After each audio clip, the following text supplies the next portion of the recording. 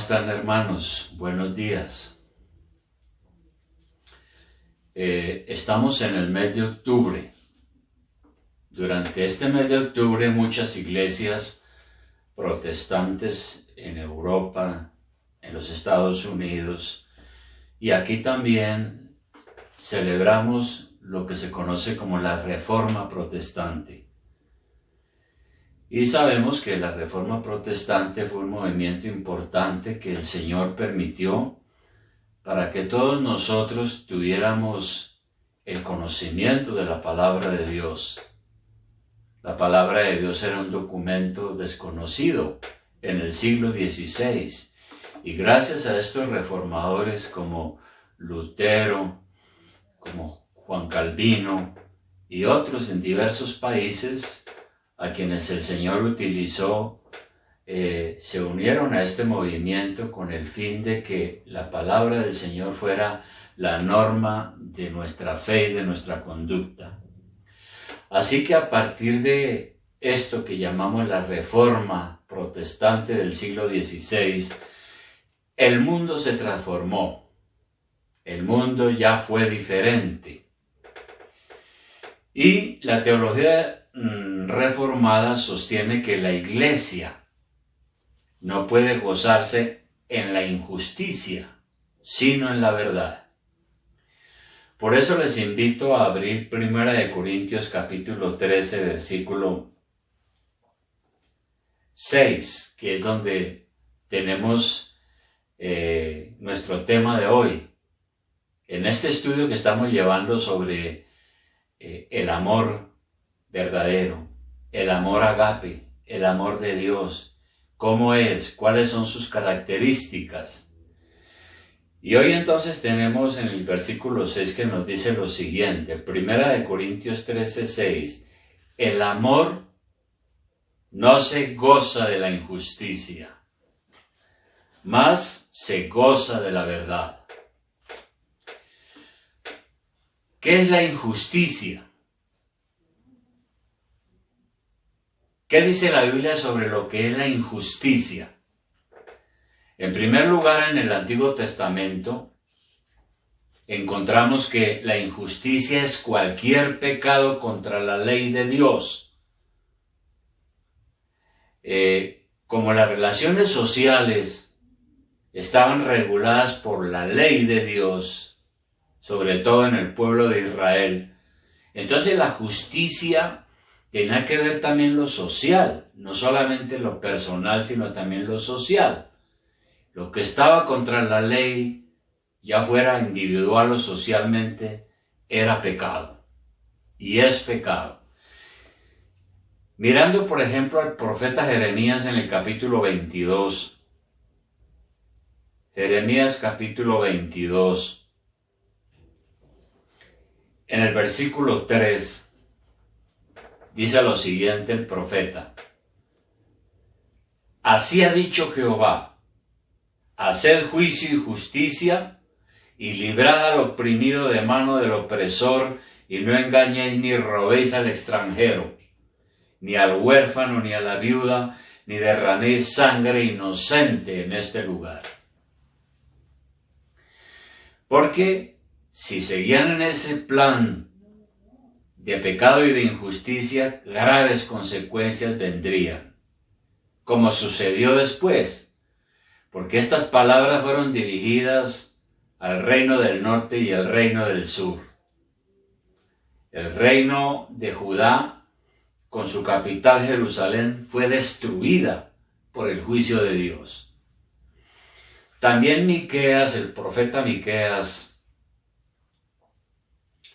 en el capítulo 6, en el versículo 8, dice lo siguiente.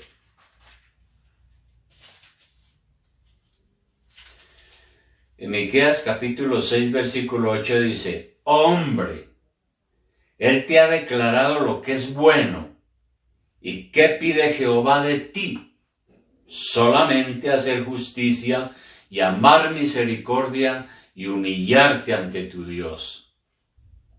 Aquí está claro, nuevamente habla de la justicia, pero justicia relacionada con una adecuada relación con Dios, de arrepentimiento. Asimismo, Isaías en el capítulo 10, Isaías capítulo 10, versículo 1, él dice lo siguiente. Isaías capítulo 10, versículo 1, dice: ¡ay de los que dictan leyes injustas y prescriben tiranía, para apartar del juicio a los pobres y para quitar el derecho a los afligidos de mi pueblo, para despojar a las viudas y robar a los huérfanos? ¿Y qué haréis en el día del castigo? ¿A quién os acogeréis para que os ayude cuando venga de lejos el asolamiento? ¿En dónde dejaréis vuestra gloria? Y así sucedió, porque el reino de Israel y su capital Samaria fueron destruidos. Ahora, en el Salmo 48, encontramos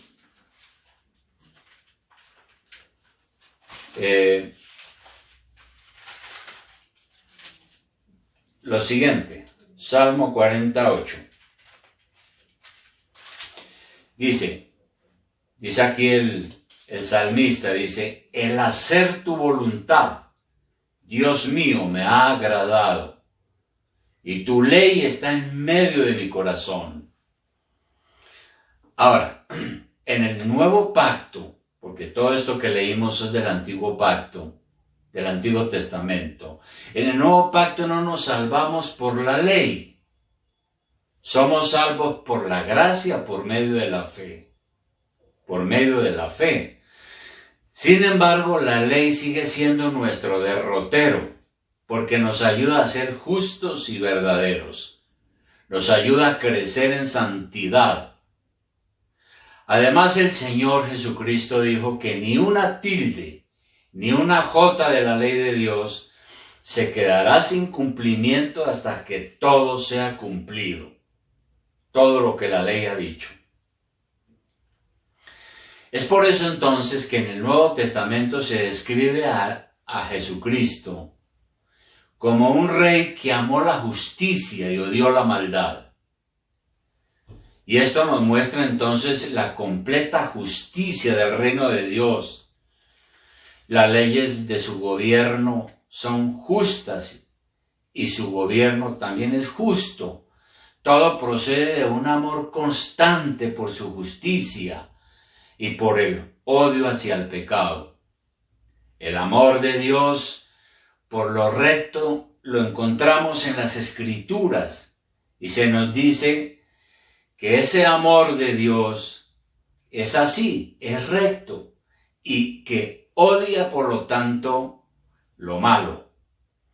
No solo es justo, sino que ama la justicia. Y no solo ama la justicia, sino que administra su reino con justicia. El Señor Jesucristo describe como justicia todo aquello que es conforme a la voluntad de Dios, tal y como nosotros lo encontramos en toda la Biblia. El fundamento de las enseñanzas de Jesús sobre la recta conducta es el reino de Dios, que Él vino a inaugurar en su propia persona y ministerio. Cuando Jesús inaugura su reino, Él trae rectitud y espera una conducta recta de todos sus seguidores. La participación en el reino de Dios exige una obligación ética y la justa participación exige una obediencia a la fe del Nuevo Testamento, a la fe cristiana.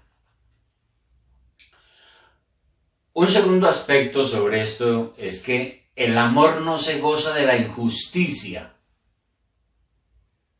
Hay cosas con las cuales nosotros no podemos gozarnos. Por ejemplo, el amor no se goza viendo el mal. El amor no tolera el mal. El amor no se regocija en el pecado. ¿Por qué? porque el pecado destruye al ser humano y afrenta a Dios, nuestro Creador. Por eso decimos que el amor no se goza viendo el mal, se goza de la injusticia. No se goza de la injusticia, sino de la justicia. El amor de Cristo nos lleva a un deseo de ser justo en la relación con los demás. Y esto tiene que ver con nuestra conducta ética. Así lo enseñan pasajes como por ejemplo Mateo capítulo 6 versículo 1. El Señor dijo en alguna ocasión: guardaos de hacer vuestra justicia delante de los hombres para ser vistos de ellos. De otra manera no tendréis recompensa de vuestro Padre que está en los cielos. Tenemos una responsabilidad con aquellos que necesitan nuestra ayuda. Ayudamos a nuestros semejantes llevándoles el Evangelio y en la medida de lo posible ayudando también con eventuales necesidades económicas que probablemente puedan algunos tener. Y lo hacemos no para que nos vean, no para ganar adeptos para nuestra iglesia o nuestra causa. Lo hacemos porque Dios nos ha dado el amor de Cristo. Estamos contra la injusticia, pero según la Biblia, no según las ideologías políticas de este mundo. Uno no necesita ser ni conservador, ni liberal, ni comunista para hacer lo que Dios manda. Después que Dios nos justifica, entonces debemos ser justos en nuestro trato con los demás. Debemos hacer obras justas. Soy justificado por la gracia de Dios para hacer buenas obras. Y cuando decimos entonces que la justicia no se goza de lo malo, no se goza, que el amor no se goza de la injusticia, eso tiene que ver también con el deseo de ver un mundo más justo. Ojalá todos fueran hechos cristianos. Ojalá muchas personas se convirtieran a Cristo. Uno desea que no hubiese fraudes, ni falsos testimonios, ni perjurio, ni robos, ni inmoralidad. Uno desea gobernantes que teman a Dios y digan la verdad, jueces que juzguen según el derecho. Cuando uno ve la maldad en la ciudad, se duele por ello, porque el amor no se goza de la injusticia. Uno no está de acuerdo como cristiano cuando las cosas no están conforme a la ley de Dios y a la ley en general. Uno busca que la justicia reine en conformidad con lo que conocemos de Dios. Y eso que acabo de decir fue un clamor poderoso durante la Reforma Protestante en Europa. En Ginebra, por ejemplo, que llegó a ser una ciudad reformada, los pastores y ancianos tomaron en serio su obligación de ejercer la disciplina con respecto a todo tipo de pecado e injusticia que estaba claramente condenado en las Escrituras. Además, los pastores y ancianos condenaron la idolatría, la blasfemia y la inmoralidad sexual. Disciplinaban a los padres que maltrataban a sus esposas e hijos, a los niños que se negaban a cuidar sus padres, ellos los acogían.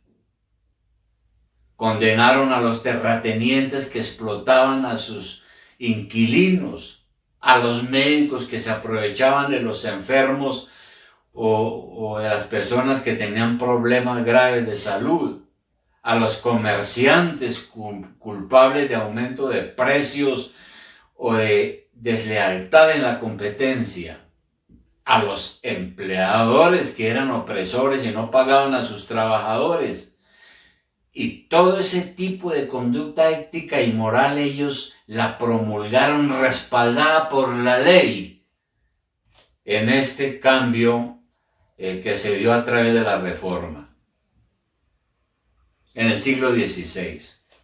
Ahora, la Iglesia Católica había santificado la pobreza. Es decir, se venía diciendo que entre más pobre uno es más santo, más espiritual y más derecho tiene al cielo. Sin embargo, el reformador Juan Calvino predicó en contra de la pobreza, diciendo que la voluntad de Dios es que la gente disfrute de su trabajo y prospere. El problema no está en la riqueza, sino en el mal uso de la riqueza. Es por eso que el apóstol San Pablo, escribiendo su primera carta a Timoteo en el capítulo 6, versículo 17, él dijo lo siguiente: a los ricos de este mundo manda que no sean altivos, ni pongan la esperanza en las riquezas, las cuales son inciertas, sino en el Dios vivo que nos da todas las cosas en abundancia para que las disfrutemos. Que hagan bien, que sean ricos en buenas obras, dadivosos, generosos, atesorando para sí buen fundamento para lo porvenir, que echen mano de la vida eterna. Y en contraste dice aquí el versículo nuestro que estamos estudiando hoy, cuando dice: el amor no se goza de la injusticia, sino que se goza de la verdad. ¿Qué es la verdad? La verdad es la revelación de Dios, es decir, lo que Él nos ha dejado en su palabra.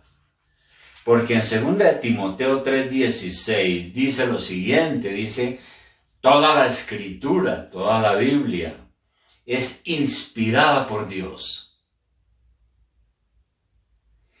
y útil para enseñar, para redarguir, para corregir, para instruir en justicia, a fin de que el hombre de Dios sea perfecto, enteramente preparado para toda buena obra. Y aunque inicialmente es un principio para los pastores, lo es en verdad para muchos cristianos, es decir, para todo cristiano. El amor se goza de la verdad.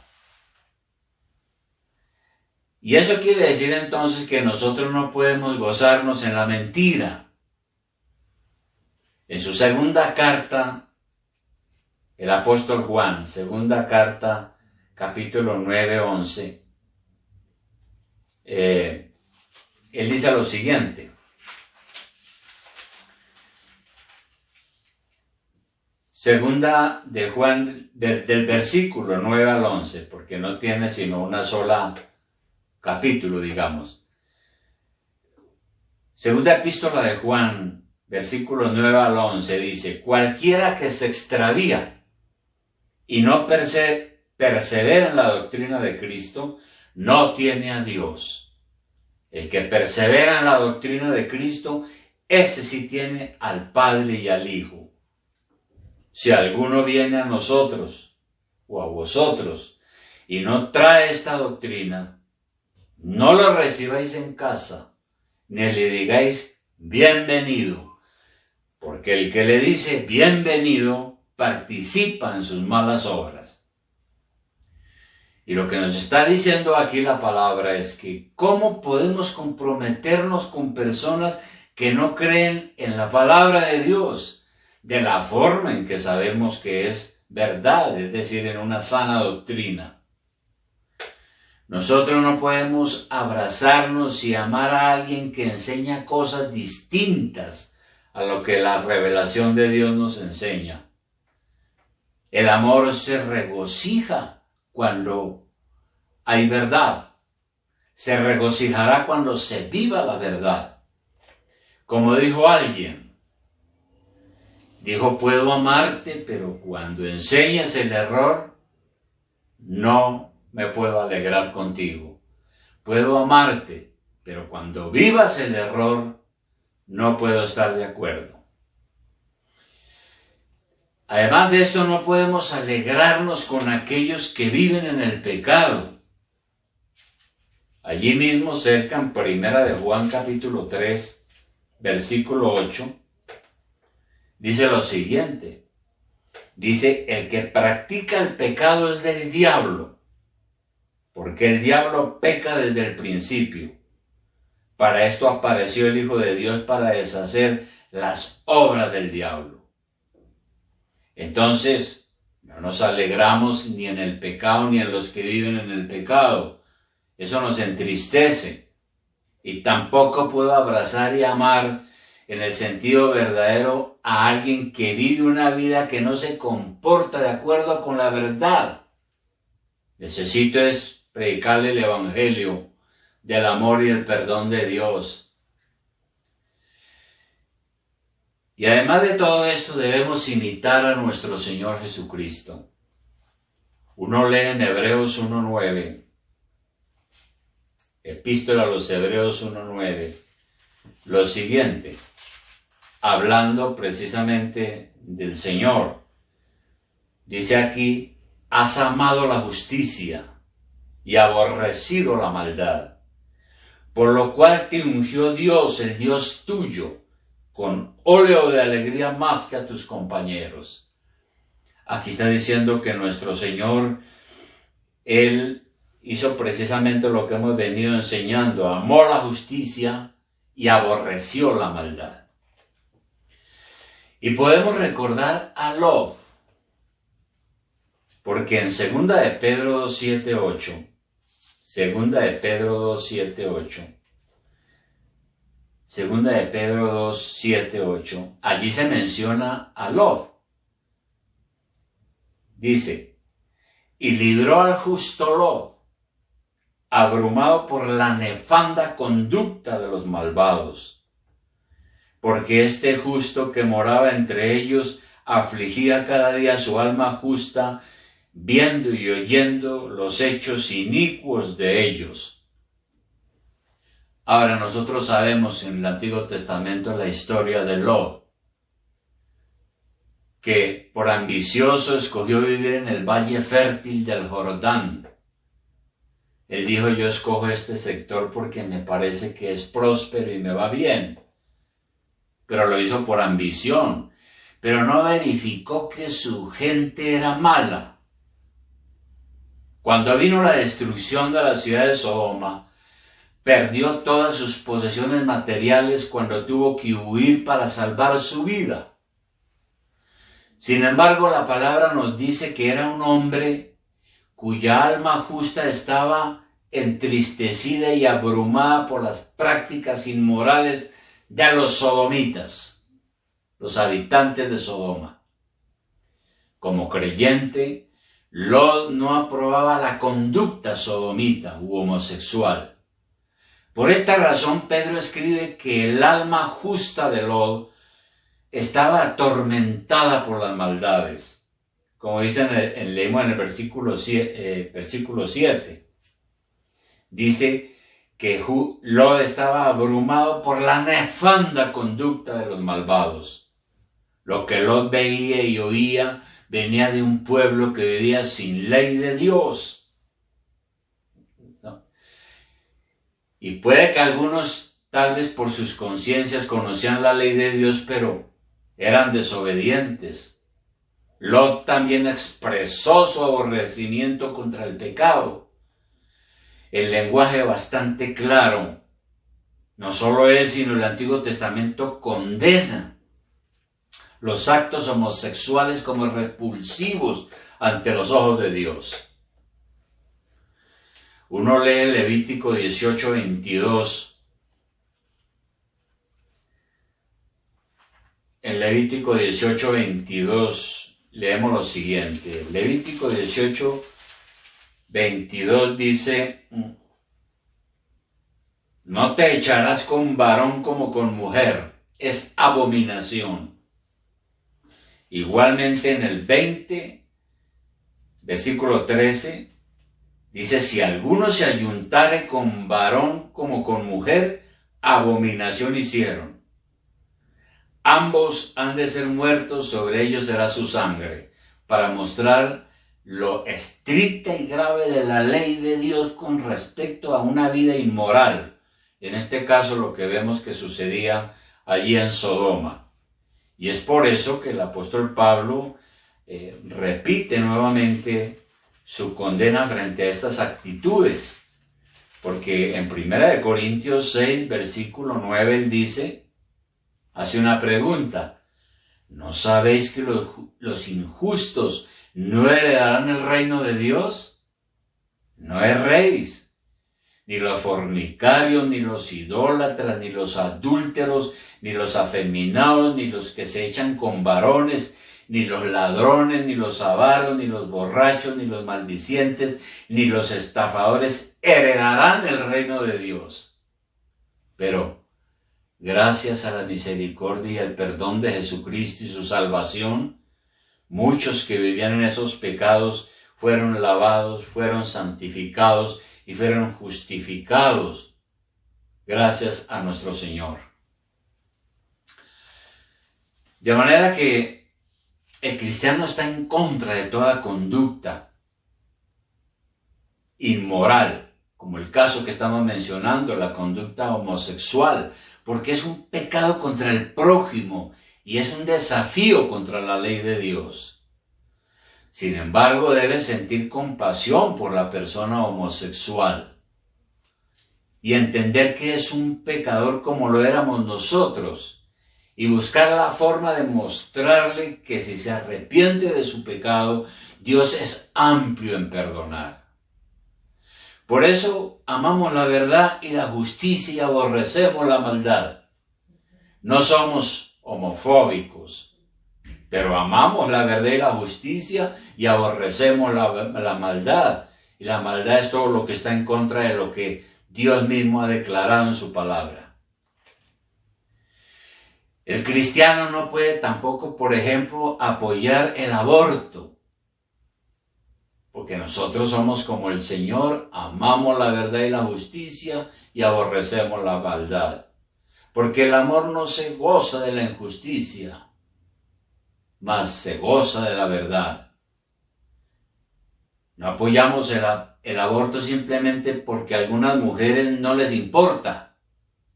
Estoy de acuerdo en que eso es además de ser un delito, es algo grave que viola la ley de Dios. Es una matanza terrible y se está viendo en estos días. Creemos que hay vida desde la concepción. Y el cristiano no puede apoyar leyes que legalizan el consumo de los estupefacientes, porque eso deshumaniza a las personas, deteriora nuestra sociedad. Son políticas corruptas e injusticias. Ninguno de nosotros somos justos por naturaleza. El profeta Isaías en el capítulo 64 nos dice lo siguiente, Isaías 64:6. Dice, si bien todos nosotros somos como suciedad, y toda nuestra justicia es como trapo de inmundicia, y caímos todos nosotros como la hoja, y nuestras maldades nos llevaron como viento. Se nos dice que todas nuestras justicias son como trapo de inmundicia, es que están contaminadas por el pecado. La única justicia que podemos tener es la de Cristo. Y es por esto que solamente Él puede declararnos justos. El amor no se goza de la injusticia, sino se goza de la verdad. Si esto es así, entonces se nos manda que nosotros amemos la justicia de Dios, que es absoluta y equivale a la plenitud e infinita perfección del carácter divino. Y tenemos que hacernos la pregunta, ¿tenemos un carácter que ama la justicia? Y como lo hemos dicho, en realidad nadie tiene absolutamente ninguna justicia por sí mismo. como lo que acabamos de leer. Por eso Pablo también decía en Romanos 7:18 que en él no moraba el bien, en él no reinaba el bien, sino la tendencia al mal. En consecuencia, cualquier justicia que el hombre tenga es de Dios, en virtud de su relación con Él, porque procede de Dios. Podemos amar la justicia y ser justos, pero unidos a Cristo, sin Él es un imposible. El pecador arrepentido entra en ese estado de justicia cuando por la fe acepta a Cristo como el don gratuito y en consecuencia es salvo y llega a ser una persona diferente. Porque la misma palabra nos dice también que el que está en Cristo, el que se une al Señor, el que se arrepiente de sus pecados y el que es cobijado por la gracia de Dios, es una nueva persona. Una nueva persona que entonces tiene el amor de Cristo, que ama la justicia, se goza en la justicia, no en la injusticia, sino en la justicia, y que se goza en la verdad. Que Dios le ayude, hermano, y Dios nos ayude. En verdad, como dice aquí, leemos al comienzo, que el amor verdadero, el amor no se goza de la injusticia, mas se goza de la verdad. Vamos a orar, hermanos. Querido Padre Celestial, en esta hora te damos gracias, Señor, por tus bondades. Gracias, Padre, porque podemos, a través de tu palabra, entender lo que debemos hacer. Tu palabra es perfecta, tú la inspiraste, es verdadera. Y por eso, Señor, estamos agradecidos. Señor Jesús, tú has venido a morar en nuestra vida desde el día en que creímos. Te rogamos, Señor, que nos ayudes entonces a practicar este amor, que no se goza de la injusticia, pero se goza de la verdad. Gracias, Padre, porque tu palabra es la verdad, la que reglamenta todas las cosas. Ayúdanos, Señor, a ser como tu Hijo, quien amó la verdad y la justicia y aborreció la maldad. Te lo pedimos en el nombre santo de Jesús. Amén.